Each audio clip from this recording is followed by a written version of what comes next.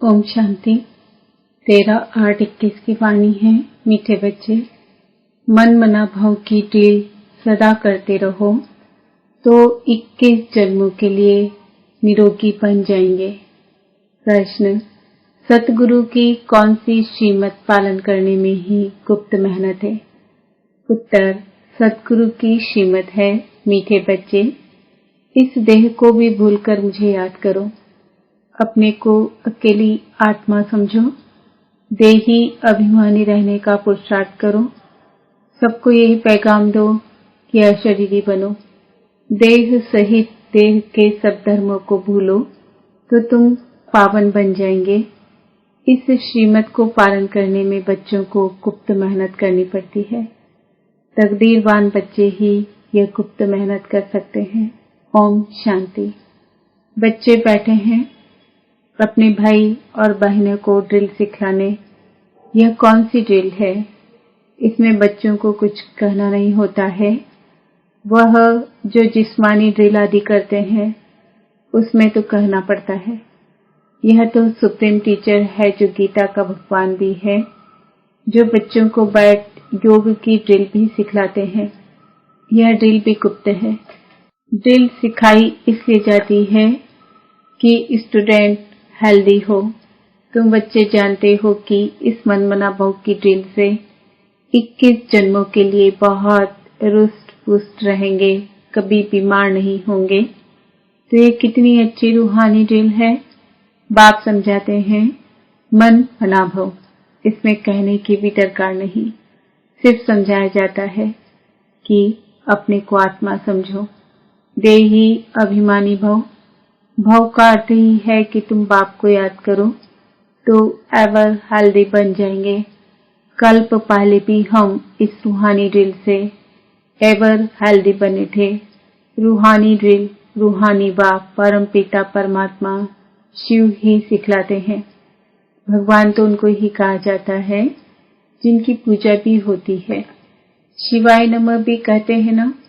ब्रह्मा देवताय नमः, शिव परमात्माय नमः कहेंगे। यह ड्रिल कोई जिस्मानी मनुष्य नहीं सिखलाते हैं। ऐसे नहीं कि तुमको यह ड्रिल ब्रह्मा ने सिखाई है, नहीं। बल ब्रह्मा कुमार कुमारियां कहलाते हो, परंतु चिट्ठी पर भी लिखते हो शिव बाबा केयर ऑफ ब्रह्मा। वह तो गुप्त हो गया, लेकिन मनुष्यों को कैसे पता पड़े?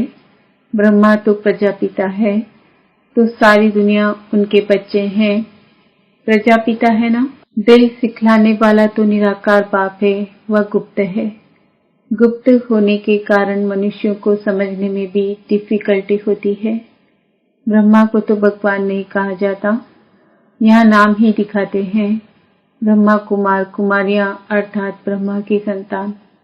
जब कोई आता है तो उनको समझाना है ये नई दुनिया रचने वाला ब्रह्मा नहीं है, लेकिन निराकार बाप है जो ब्रह्मा द्वारा रचना रचते हैं। पारलौकिक परम पिता परमात्मा ब्रह्मा द्वारा रचते हैं। गोया सुप्रीम सोल की रचना हुई। तुम पत्र के ऊपर लिखते हो शिव बाबा केयर ऑफ ब्रह्मा, तो यह भी याद करने की युक्ति है। शिव बाबा सिखलाते हैं ब्रह्मा द्वारा। बस सिर्फ कहते हैं मन मना भव, और कोई तकलीफ नहीं दी जाती। सिर्फ कहा जाता है कि तुम अपनी उन्नति चाहते हो और सचखंड का मालिक बनना चाहते हो, तो सचखंड स्थापन करने वाला तो एक ही सत्य बाप है, उसे याद करो। बेहद का बाप ही आकर बच्चों को कहते हैं कि मुझे याद करो तो पापों से मुक्त होंगे। कृष्ण को पतित पावन नहीं कहा जाता है, सिवाय परमपिता परमात्मा के और कोई नाम नहीं लेंगे। गॉडफादर ही कहेंगे। सब उनको फादर कहते हैं, फिर उनको सर्वव्यापी कैसे कह सकते? कहते हैं वो आते हैं लिबरेट करने के लिए। यह मनुष्य नहीं जानते, तो कल्प की आयु ही उल्टी लिख दी है। अब बच्चों को यह ड्रिल करनी है। ज्ञान तो मिला हुआ है। जब बैठते हो तो अपने को देही समझकर बाप को याद करो तो विकर्म विनाश होंगे। टीचर सामने बैठता है गद्दी पर तो शोभता है। कायदा है कि ड्रिल कराने के लिए टीचर जरूर चाहिए। कोई बड़ा टीचर तो कोई छोटा टीचर होता है। अब तुम्हारा इम्तिहान लेने की कोई दरकार नहीं, क्योंकि तुम खुद जानते हो कि हम कितना समय मौज पिलपेट बाप को याद करते हैं। ब्रह्मा कोई मौज पिलपेट नहीं है, पिलपेट मौज वह है जो सदा पावन है। तुम बच्चे जानते हो कि सबसे प्यारा कौन है? मनुष्य परमात्मा को ही याद करते हैं। दुख हरता सुख करता, उसको लिबरेटर भी कहते हैं, अर्थात दुखों से मुक्त करने वाला। तो बच्चों को अपना पुरुषार्थ करना है। ड्रामा प्लान अनुसार ये दुनिया पावन होनी जरूर है और पावन दुनिया बनने के लिए आग लगनी है। यह भी जानते हो आग कैसे लगेगी? विनाश होने बगैर दुनिया पावन बन नहीं सकेगी। यह है रुद्र ज्ञान यज्ञ। रुद्र और शिव कोई फर्क नहीं है, परंतु शिव नाम है मुख्य। बाकी तो अपनी अपनी भाषा में अनेक नाम रख दिए हैं। असुल नाम है शिव। शिव जयंती भी मनाते हैं। भारत में ही शिव जयंती मशहूर है। बेहद के बाप की शिव जयंती है तो आते भी जरूर होंगे। शिव बाबा का नाम वाला है, ब्रह्मा द्वारा स्वर्ग की स्थापना कराने वाला है, तो उस ऊंचते ऊंच बाप को याद करना पड़े। ब्रह्मा ऊंचते ऊंच नहीं है, वास्तव में ब्रह्मा ऊंच से ऊंच बनते हैं, फिर नीचे भी उतरते हैं। तुम भी नीचे थे, अब ऊंच बन रहे हो। एकदम ऊंच बाप के घर चले जाएंगे। तुम इस समय त्रिकालदर्शी बन रहे हो। तुम खुद जानते हो कि हम ही स्वदर्शन चक्रधारी हैं। हम ब्रह्मांड और सृष्टि के आदि मध्य अंत को जानने वाले हैं। ब्रह्मांड अर्थात ऊंच, जहाँ सभी आत्माएं निवास करती है। दुनिया में कोई और नहीं जो समझाए कि मूल वतन में आत्माएं रहती है। विश्व और ब्रह्मांड अलग अलग है। आत्माएं रहती है निर्वाण धाम में, जिसको शांति धाम कहा जाता है। वह सबको प्यारा लगता है। उसका असली नाम निर्वाण धाम व शांति धाम है। आत्मा का स्वरूप है शांत। एक शांति धाम, फिर है मूवी धाम और यह है टॉकी धाम। मूवी धाम में जास्ती रहने का नहीं है। शांति धाम में तो बहुतों को रहना होता है और कोई स्थान नहीं है। आत्मा जब बाप को और घर को याद करती है तो ऊपर में याद करती है। बीच के धाम को तो तुम्हारे सिवाय और कोई नहीं जानते हैं। मनुष्यों को तो इतना ज्ञान है नहीं। सिर्फ कहते हैं ब्रह्मा विष्णु शंकर सूक्ष्म वतन में रहते हैं, बाकी उन्हों के ऑक्यूपेशन का पता नहीं है। 84 जन्म लेते हैं। ब्रह्मा सो विष्णु, विष्णु सो ब्रह्मा है। यह है लीप युग। यह थोड़े समय का है, जैसे पुरुषोत्तम मास कहा जाता है। यह तुम्हारा हीरे जैसा उत्तम बनने का ऊंच जन्म है। शुद्ध से ब्राह्मण बनना सबसे उत्तम है। ब्राह्मण बनते हो तो दादे का वर्षा लेने के हकदार बनते हो। बाप बच्चों को कहते हैं, बच्चे सदैव मन मना भव। बाप का मैसेज सबको देते रहो। बाप को कहा ही जाता है मैसेंजर, और कोई भी मैसेंजर अथवा पैगंबर नहीं है। वह तो आकर अपना धर्म स्थापन करते हैं। पैगंबर सिर्फ एक है, वही आकर तुमको पवित्र बनने का पैगाम देते हैं। वह आते हैं धर्म स्थापन करने। वह कोई वापस ले जाने वाले गाइड नहीं है। वह तो एक ही सदगुरु सदगति देने वाला है, सच बोलने वाला, सच्चा रास्ता बताने वाला तो एक ही परम पिता परमात्मा शिव है। तो बहुत गुप्त मेहनत करनी है बच्चों को। अभी तुम जानते हो कि हमको यह देह भूलकर एक बाप को याद करना है। शरीर छूटा तो सारी दुनिया छूट जाती है। आत्मा अकेली बन जाती है। बाप कहते हैं, देही अभिमानी बनो तो फिर कोई भी मित्र संबंधी याद नहीं पड़ेंगे। हम आत्मा हैं। हम चले जाएंगे बाप के पास। बाप राय देते हैं कि तुम मेरे पास कैसे आ सकते हो। ये बाबा भी नामी ग्रामी हैं। इन द्वारा बाप सभी आत्माओं का गाइड बन मच्छरों सदृश वापस ले जाते हैं। यह यथार्थ ज्ञान सिर्फ तुम बच्चों की बुद्धि में है। तुमको पांडव सेना भी कहते हैं। पांडवपति स्वयं साक्षात परम पिता परमात्मा है, जो तुम बच्चों को ड्रिल सिखला रहे हैं। हुबहू कल्प पहले मुआफिक। जब विनाश होगा तो सब आत्माएं शरीर छोड़ चली जाएंगी। सतयुग में जब थोड़ी आत्माएं हैं तो एक राज्य है। अभी अनेक है, फिर जरूर एक होगा। यह ज्ञान सारा दिन बुद्धि में सिमरन करना है। बच्चों को प्रदर्शनी पर भी समझाना है। जब न्यू दिल्ली थी तो नया भारत था।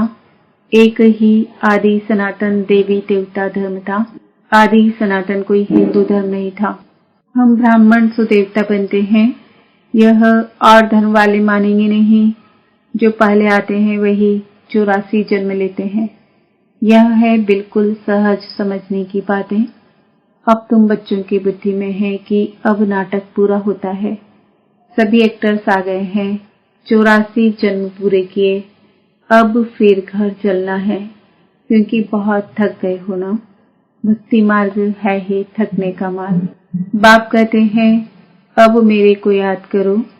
औरों को भी पैगाम दो कि देह सहित देह के सब धर्म छोड़ अपने को आत्मा समझ बाप को याद करो और शरीरी बनो तो पावन बन जाएंगे, क्योंकि अब वापस घर चलना है। मौत सामने खड़ा है। यहाँ भी बच्चे बाप के पास सम्मुख रिफ्रेश होने आते हैं। बाप सम्मुख बच्चों को समझाते हैं कि बच्चे देह अभिमान छोड़ माँ में कम याद करो।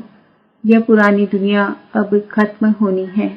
तुम एक बाप को याद कर पवित्र बनेंगे तो पवित्र दुनिया के मालिक बनेंगे। अगर मेहनत नहीं करेंगे तो फल भी नहीं मिलेगा, फिर सजा खानी पड़ेगी। बाप कहते हैं कि अपनी कमाई जमा करते रहो और दूसरों को भी निमंत्रण दो। बाप का रास्ता भी बताओ। तुम बच्चों को भी कल्याणकारी बनना है। अपने मित्र संबंधियों का भी कल्याण करना है। यहाँ तुमको देही अभिमानी बनाया जाता है। महामंत्र देते हैं। प्राचीन योग बाप ने ही आकर सिखाया है, जिसके लिए ही गाया जाता है। योग अग्नि से पाप तत्व हो जाएंगे। कल्प पहले भी यही इशारा मिला था। बाप इशारा देते हैं कि अपने को आत्मा समझ मुझे याद करो। रहो भल अपने गृहस्थ व्यवहार में। गाया हुआ है कि शरण पड़ी मैं तेरे। यह भी होता है, जब कोई दुखी होते हैं तो ऊंच ताकत वाले की जाय शरण लेते हैं। यहाँ तो प्रैक्टिकल में है।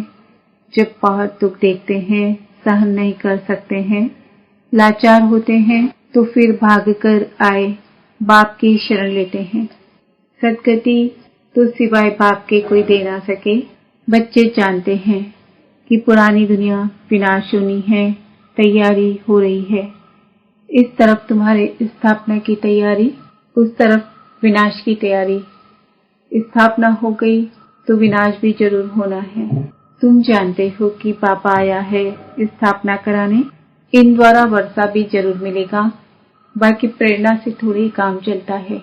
टीचर को कहेंगे क्या कि हम आपकी प्रेरणा से पढ़ लेंगे। प्रेरणा से अगर सब कुछ होता तो शिव जयंती क्यों मनाई जाती। प्रेरणा से करने वाले की तो शिव जयंती मनाने की दरकार नहीं। जयंती तो सभी आत्माओं की होती है। आत्माएं सब जीव में आती है। आत्मा और शरीर जब मिलते हैं तो पाठ बजाते हैं। आत्मा का तो स्वधर्म है शांत, उसमें ही नॉलेज धारण होती है, अच्छा बुरा संस्कार ले जाती है। बाप तो स्वर्ग का रचयिता है, वहाँ तो पवित्रता ही है। अपवित्रता का नाम निशान नहीं है।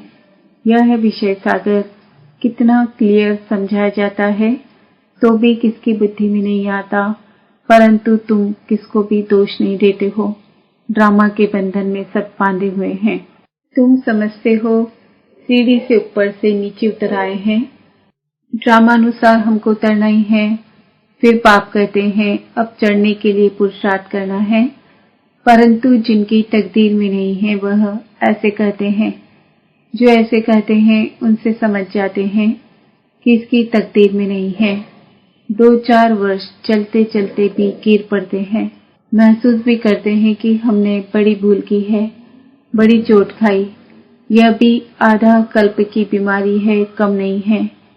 आधा कल्प के रोगी हैं, भोगी बनने से रोगी बन जाते हैं तो बाप आकर पुरुषार्थ करवाते हैं। कृष्ण को योगेश्वर कहते हैं। इस समय तुम सच्चे सच्चे योगी हो। योगेश्वर तुमको योग सिखलाते हैं। तुम ज्ञान ज्ञानेश्वर भी हो, फिर बनेंगे राज राजेश्वर। ज्ञान से तुम धनवान बनते हो, योग से निरोगी एवर हेल्दी बनते हो। आधा कल्प के लिए तुम्हारे सब दुख दूर हो जाते हैं। तो इसके लिए कितना पुरुषार्थ करना चाहिए। अच्छा, मीठे मीठे सिकिलदे बच्चों प्रति माता पिता बाप दादा का याद प्यार और गुड मॉर्निंग। रूहानी बाप की रूहानी बच्चों को नमस्ते। हम रूहानी बच्चों की रूहानी बाप दादा को याद प्यार गुड मॉर्निंग नमस्ते ओम शांति। धारणा के लिए मुख्य सार। पावन बनने के लिए अशरीरी बनने का प्रयास करना है। सबको पैगाम देना है कि एक बाप को याद करो, देह सहित सब कुछ भूल जाओ। योगेश्वर बाप से योग सीखकर सच्चा सच्चा योगी बनना है। ज्ञान से धनवान और योग से निरोगी एवर हेल्दी बनना है। वरदान, कल्याण की वृत्ति और शिव चिंतक भाव द्वारा विश्व कल्याण के निमित्त बनने वाले तीव्र पुरुषार्थी भव। तीव्र पुरुषार्थी वह है जो सभी के प्रति कल्याण की वृत्ति और शिव चिंतक भाव रखे। भल कोई बार बार गिराने की कोशिश करे, मन को डगमग करे, विघ्न रूप बने, फिर भी आपका उसके प्रति सदा शिव चिंतक का अडोल भाव हो। बात के कारण भाव न बदले। हर परिस्थिति में वृत्ति और भाव यथार्थ हो तो आपके ऊपर उसका प्रभाव नहीं पड़ेगा। फिर कोई भी व्यर्थ बातें देखने में ही नहीं आएगी, टाइम बच जाएगा। यही है विश्व कल्याणकारी स्टेज स्लोगन। संतुष्टता जीवन का श्रृंगार है, इसलिए संतुष्ट मणि बन संतुष्ट रहो और सर्व को संतुष्ट करो। आज का समान है, मैं आत्मा तीव्र पुरुषार्थी हूँ। ओम शांति।